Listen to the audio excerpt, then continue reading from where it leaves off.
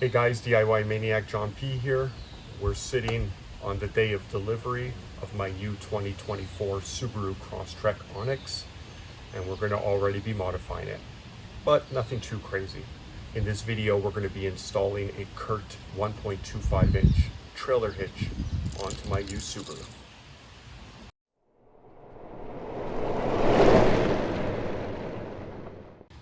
In order to make our lives a little bit easier, we're going to get the car higher off the ground. Yes, you could probably do it without ramps, but let's not make our lives difficult. On the ramps is going to give us a little more extra headroom to install the hitch. Step one, you're going to go underneath the vehicle and you're going to see 3 rubber grommets. It is the first and last one that we're going to need to remove. You will do that with a flat blade screwdriver, and you're going to have that on both sides of the vehicle.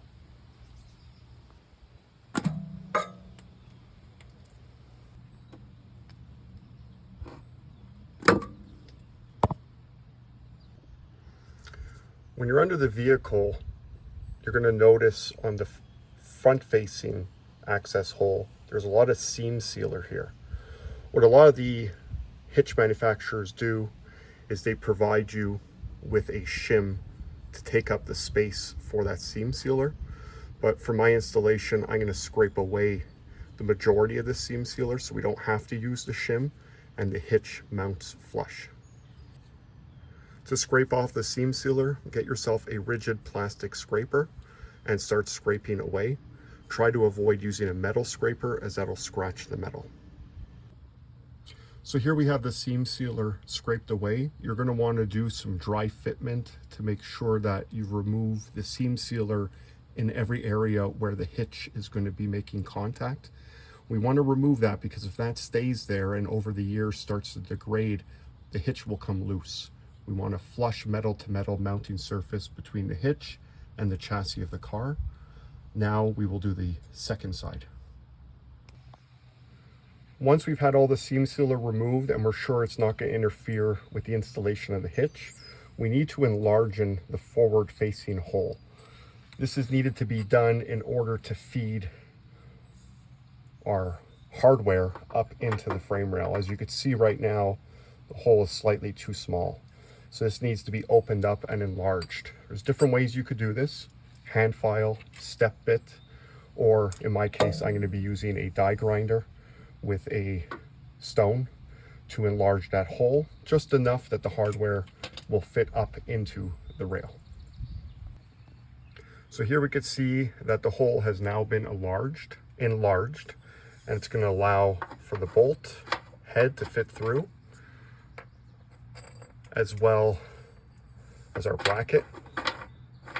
Now what you're going to want to do, because we did grind, is we have bare metal. Get yourself some spray paint and put a layer of paint on that cut metal to protect it from rust. So now this side is done. I'm going to go ahead and do the same thing to the other side. So now it's going to be time to take the bolt fish that comes with the kit, and we're going to be starting by placing the backward or rear facing bolt in its place. To do that, we need to reverse fish. So we're going to take it up through the rearward facing hole, and we're going to pass it towards the front until we see it visible in our frontward facing hole. And I will try to do this one-handed while holding a camera, and we'll see how successful I am. And I do see it. It's right there, and there it comes out. So you could see coming through the rearmost facing hole, fishing through to the forward facing hole. Now what we're going to do is we're going to take both our bolt and our metal flat bar, and we're going to feed those onto the fish.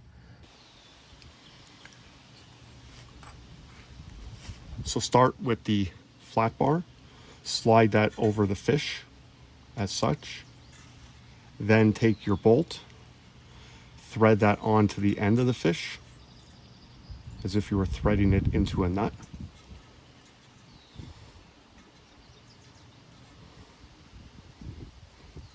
Thread it all the way. And now what we're going to do is we're going to feed everything one at a time up through. So our metal bracket,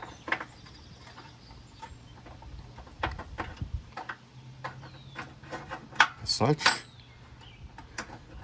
and our bolt. You don't have to place everything perfectly because as you pull it through, it's going to find itself, so to speak. So with our bolt fed through, we keep the wire fish on. This will help prevent the bolt from being pushed back into the frame and losing it. And now we're going to concentrate on the frontward facing hole. In order to accomplish that, you're going to pre-assemble everything out of the car because we're going to reverse it inwards. So we're going to be pushing the bolt through first into the hole. We're then going to be taking the bracket, pushing it up into the hole, and then pulling everything through. And here we have it now fed through. Once again, leave these fish wires on in place, as that's going to help stopping the bolt from coming back through the frame. Now let's go do the other side. Guys, I really wanted to film putting the hitch in place, but I was doing it on my own, and obviously that was impossible to film and do at the same time. But definitely, best advice I could give you, have a second set of hands. This was a pain on my own. As you can see, I used my floor jack to jack up the hitch into place on one side while I was holding the other. Don't recommend it. It was hard, but I got it done. You know, what's really crucial here is as you're putting the hitch into place is to make sure that those fish wires stay on the bolts. Like I said, you feed them through the holes of the hitch and that they stay in place so they will not allow the bolts to be pushed back up into the frame, and you would lose them in that when that happens. Once you get everything in place, you take that fish wire and you yank it off. It's very flimsy wire, so a good pull and it comes off. And then you want to take your nut and just lightly start threading it onto the bolt.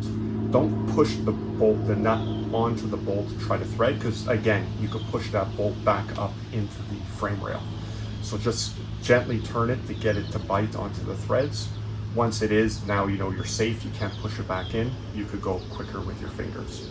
And you're going to do that to all 4 bolts. So I'm going to finish up that, and then we're going to come back and we're going to torque it to spec.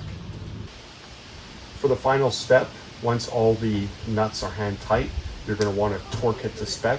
For this Curt hitch, Curt recommends 110 foot-pounds of torque per fastener. So get your trusty torque wrench and go and do that. Guys, I'd like to thank you for watching very much this video. I know it wasn't super in detail, just a broad overview of installing the Curt 1 1/4 inch hitch receiver onto my brand new 2024 Subaru Crosstrek. I just picked it up, only has 10 kilometers on it, but in typical DIY maniac fashion, we're modifying it right out of the box. If you have any questions or comments, leave it down below. And definitely keep your eyes open because there's going to be a lot more content around this car. Thanks for watching.